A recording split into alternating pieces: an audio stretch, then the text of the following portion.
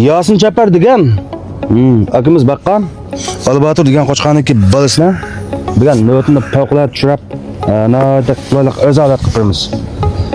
Ma qo'chqa bo'lsa shu Albaturniki bolasi yig'ilgan to'lg'amsizlar og'am mana. Ağam. Qancha pul qolib to'lg'ida?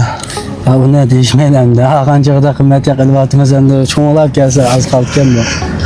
Bu salbi chaloq chiqmay buni nimada meni beshimda qilib qo'ydingmi? Endi shu o'tirgandan bega choyliq yig'otay desam to'ngab qatgan bu. Hamza ishlarimizni asbaz bilan bosim chiqmaydi. Mana navbatni ben maslahatdoq. Sizga emas mishadik bag'il bilan biz maslahatlashib o'ylashib qo'ygan. Maslahatniki natijasi qo'chqoni minkoy salasiz.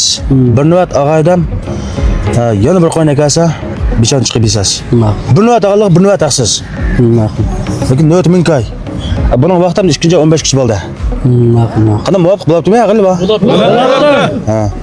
Qo'chqon naslini o'qib chiqdinglar.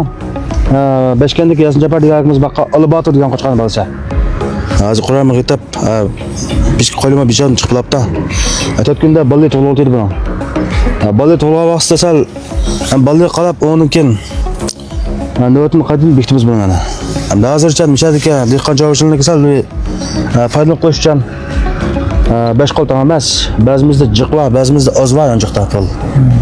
Qo'yimiz sal bir amandaroq, yanchiqimizni mijasal to'g'riroq odamga nisbatan yaxshi tanlashni bila oladi. Bir navbat asonlar, bir navbat taqsiz. Minkoy. 15 kishi. Shunga bir fursatlar qoldi.